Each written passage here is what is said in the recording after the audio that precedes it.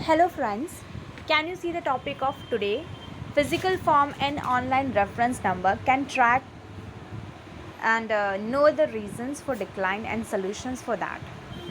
So mostly लोग physically भी apply कर रहे हैं एंड ऑनलाइन भी अप्लाई कर रहे हैं. सो ऑनलाइन वो अप्लाई कर रहे हैं जिनके पास ऑलरेडी प्री अप्रूव्ड ऑफ़र है एंड जिनके पास ऑफ़र नहीं है वो बैंक में जा कर के ब्रांचेस के थ्रू फॉर्म भर के अप्लाई कर रहे हैं. सो अब अप्लाई तो कर दिया है, लेकिन क्या होता है कुछ कुछ कस्टमर्स जो जिनका प्री अप्रूव्ड ऑफ़र होता है उनका 2-3 दिन 4 दिन या फिर ज़्यादा से ज़्यादा 7 to 10 वर्किंग डेज़ के अंदर उनको कार्ड मिल जाता है. बट जिन्होंने भी फ़िज़िकली अप्लाई किया है, ऐसा नहीं है कि फ़िज़िकली अप्लाई किया है तो ही ये इशू होता है. कुछ कुछ लोगों ने ऑनलाइन अप्लाई किया फिर भी ये इशू हो रहा है.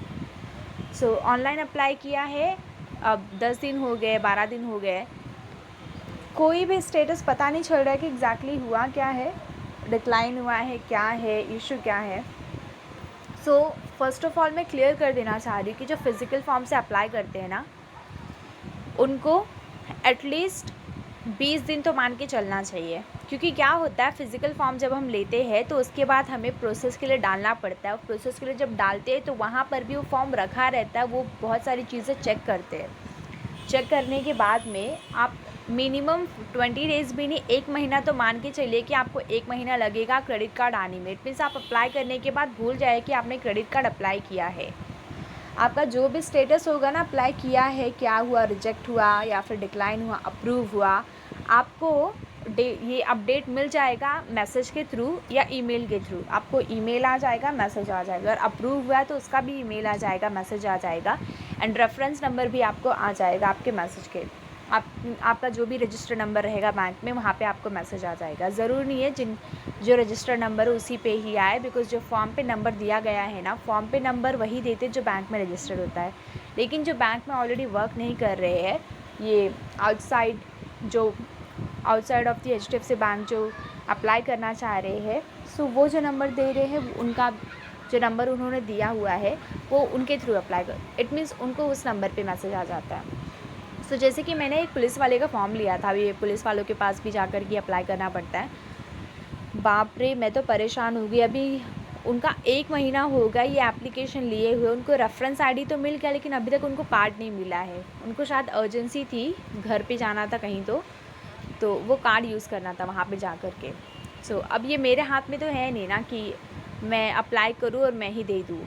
हम बस इतना करते कि वो फॉर्म ले कर के आगे जो बैक एंड टीम है उनको फॉरवर्ड कर देते हैं. अब आगे का काम वो देखती है. हम अगर कोई अपडेट पूछते हैं तो वो भी ये बोलते हैं कि वर्क इन प्रोग्रेस है. तो हमारे पास भी कोई एग्जैक्ट सोल्यूशन होता नहीं है. तो नॉर्मली ये होता है कि आपको जस्ट वेट करना है. लेकिन क्या होता है कि अगर आपके पास रेफरेंस नंबर है ना तो आप ट्रैक कर सकते हो. सो यहाँ दिख रहा है आपको track your application status. Reference number है तो एप्लीकेशन आईडी डालिए, अपना रजिस्टर नंबर डालिए, सबमिट कीजिए. आपको OTP आएगा, OTP सबमिट कीजिए. आपका जो भी स्टेटस होगा, अप्रूव्ड हुआ है, रिजेक्ट हुआ है, डिक्लाइन हुआ है, वो आपको दिख जाएगा. एंड ये एक स्टेटस है, एक कस्टमर को मैंने ये दिया था या फिर उनको ये मैसेज आया था कि एक्चुअली यहाँ पे क्या हुआ था ना, ये इनका कुछ इशू नहीं था. इनका ये था कि जो इनकम है ना उनका कम था, एलिजिबिलिटी नहीं थी इनकी, तो इसलिए इनको ये मेल आया था. मैंने इनका इसलिए अप्लाई कर दिया था बिकॉज़ कभी कभी क्या होता है ना, जिनका सैलरी अकाउंट होता है ना HDFC बैंक में, अगर उनको प्री अप्रूव्ड ऑफ़र नहीं भी है तो भी उनको कार्ड आ जाता है. जैसे कि मैंने 2-3 लोगों का अप्लाई किया, मैंने एक्सपेक्ट नहीं किया था कि इनका कार्ड आ जाएगा, बिकॉज़ वो ऐसे भी बोल रहे थे कि ठीक है अप्लाई कर दो, आया तो आया, नहीं आया तो नहीं आया. तो मैंने बस अप्लाई कर दिया. तो उनका सैलरी अकाउंट होने की वजह से उनका कार्ड जो था 3-4 दिन के अंदर आ गया बिना किसी डिफ़िकल्टीज़ के. बट किसी का जो कार्ड था वो नहीं भी आया. तो नहीं आया, मैं उसका रीज़न बताती हूँ. ये देखिए, ये आपको ऐसा मैसेज तब आता है जब आप अप्लाई करने के लिए जाते हो लेकिन आपको अगर एलिजिबिलिटी नहीं है, ऑफ़र नहीं है तो दिखाता है. एंड अगर आप ये लिंक के थ्रू अप्लाई करते हो तो आपको ये दिखता है. एंड ये इट लुक्स लाइक येस. अगर आप ट्रैक करने के लिए नेट बैंकिंग से विज़िट करते हो ना, तो अगर आपने नेट बैंकिंग से विज़िट किया, click here to apply for the credit card, उस पर क्लिक किया, प्रोसेस कर रहे हो, तो आपको अभी आपका नाम एंड ये साल राइड इन्फॉर्मेशन ये सारी चीज़ें नहीं पूछेंगी। आपको अभी ये पूछा जाएगा कि track the status of your submitted application. So इस पर क्लिक करके अपना एप्लीकेशन नंबर आपके पास ऑलरेडी होगा, ऑनलाइन अप्लाई किया है तो वो ट्रैक कर सकते हैं। एंड आप ये देख लीजिए, जिन किसी ने भी अप्लाई किया है उनको ऐसा मैसेज आता है, एप्लीकेशन रेफरेंस नंबर DCC, ये रेफरेंस नंबर होता है अप्लाई करने के बाद में।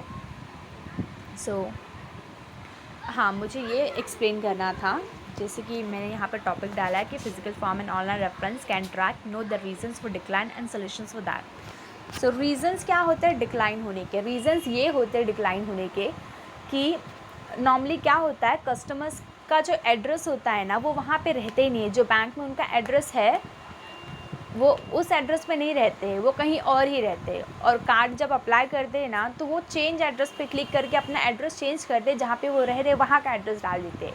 और कभी कभी तो क्या होता है, अगर उनको कोई एजेंट हेल्प कर रहे हैं इसमें अपग्रेड के लिए, तो इतने स्मार्ट होते हैं ना कि उनको बताते तक नहीं है कि मैं एड्रेस चेंज कर रहा हूँ। अभी बताएंगे तो ही तो हम सोल्यूशन बता पाएंगे ना कि सर आपको एड्रेस चेंज नहीं करना है। हाँ आई नो, वहाँ पे एड्रेस अगर आप चेंज नहीं करोगे तो आपको कार्ड वहीं पे डिलीवर होगा, लेकिन इसका सोल्यूशन है ना यहाँ पे।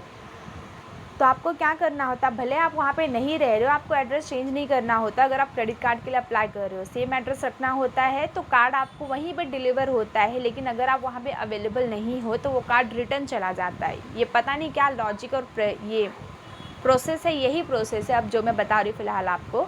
वहाँ से रिटर्न चला जाता है, देन आपको कॉल करके कस्टमर सर्विस में ये बोलना पड़ता है कि मेरा कार्ड आया था, रिटर्न हो गया है, अब मुझे ये कार्ड जो है इस ब्रांच में चाहिए।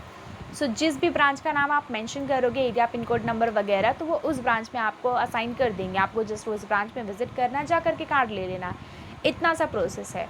सो जिन भी कस्टमर ने एड्रेस चेंज का ये किया होगा ना, उनका कार्ड डिक्लाइन हो जाता है। डिक्लाइन हो जाता है इट मीन्स उनको एक मैसेज आता है कि आपका जो एड्रेस प्रूफ वगैरह वो मैच नहीं कर रहा, आप ये डॉक्यूमेंट भेज दीजिए। सो इस केस में क्या करना होता है, ऐसा तो अभी तक किसी ने किया नहीं है, लेकिन आप फिर भी एक बार ट्राई कर सकते हो। अगर आपके साथ ऐसा कुछ हुआ है तो आप वो डॉक्यूमेंट्स ले करके, उनका ज़ेरॉक्स ले करके ब्रांच में विजिट करिए। जो भी क्रेडिट कार्ड डिपार्टमेंट से रिलेटेड है वहाँ पे रहेंगे, उनसे बात कीजिए कि ये डॉक्यूमेंट्स है, उन्होंने भेजने के लिए कहा है। तो आप उनको अगर दे दोगे तो वो ड्रॉप बॉक्स में डाल देंगे, तो ये चेन्नई ब्रांच में रिटर्न जाएगा, वेरिफिकेशन होगा, देन अगर सब कुछ राइट है तो आपको आपका क्रेडिट कार्ड मिल जाएगा, डिलीवर हो जाएगा उस एड्रेस पे जो आपने डॉक्यूमेंट्स अभी भेजे हैं। बट अगर सब कुछ राइट नहीं है तो क्या करना है, यहाँ पे आपको 3 मंथ्स के लिए वेट करना है। 3 मंथ्स के लिए आप वेट करोगे, उसके बाद वापस से आप अप्लाई कर सकते हो। सो अगर आपको ये एक बार डिक्लाइन का मैसेज आ गया तो आप बार बार अप्लाई मत करिएगा, बिकॉज इससे सिबिल इफेक्ट होता है। So just wait for 3 months. 3 months के बाद आप नॉर्मली अप्लाई कर सकते हो। नॉर्मली अप्लाई कर सकते हो, इट मीन्स ऑफ़र चेक कर लीजिएगा। अगर ऑफ़र नहीं है तो आप फिज़िकल फॉर्म भर दीजिएगा। फिज़िकल फॉर्म भरने से भी ज़्यादा से ज़्यादा 1 महीना लगेगा। उसके बाद आपको ये जो आपका मनी बैक कार्ड है या फिर जो भी कार्ड के लिए आपने अप्लाई किया वो आपको मिल जाएगा। ये सॉल्यूशंस था एंड क्राइटेरिया यही थे कि आपका एड्रेस इशू की वजह से डिक्लाइन होता है, एंड सेकेंड ये होता है इनकम क्राइटेरिया फुलफ़िल नहीं होता है। तो इनकम क्राइटेरिया फुलफ़िल नहीं होता, ये किस केस में होता है, जिन भी कस्टमर को ऑफ़र नहीं है फिर भी वो अप्लाई कर रहे हैं, तो इनकम क्राइटेरिया उनके लिए आता है। लेकिन कुछ कस्टमर के साथ क्या होता है, जिनका ऑलरेडी सैलरी अकाउंट है ना HDFC बैंक में, अगर उनको ऑफ़र नहीं है, वो अप्लाई कर रहे फिर भी उनका अप्रूव हो जाता है, बिकॉज ऑलरेडी उनकी सैलरी बैंक में आ रही है। वो यहाँ वहाँ से चेक करके देख लेते हैं कि इस बंदे या बंदी को कितनी सैलरी आ रही है, तो उनको कोई डिफ़िकल्टीज़ नहीं है तो उनको मिल जाता है।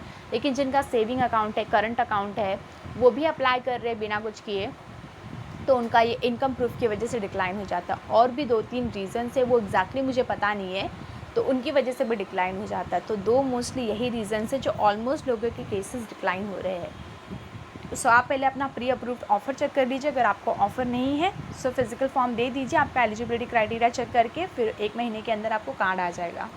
So thank you so much guys. अगर आपको वीडियो थोड़ी भी इन्फॉर्मेटिव लगी हो तो please like, share, subscribe my channel. And कुछ भी डाउट हो, कुछ भी डाउट क्रेडिट कार्ड से रिलेटेड, इंस्टा जंबो लोन से रिलेटेड, या फिर इट मीन्स आपको HDFC बैंक में जो क्रेडिट कार्ड का जो क्राइटेरिया है क्रेडिट एंड जो इंस्टा जंबो लोन है, और भी जो 2-3 चीज़ें होती है उससे रिलेटेड अगर आपको कुछ भी डाउट है, so you can comment in the comment section. I will definitely try to help you out. Thank you so much guys.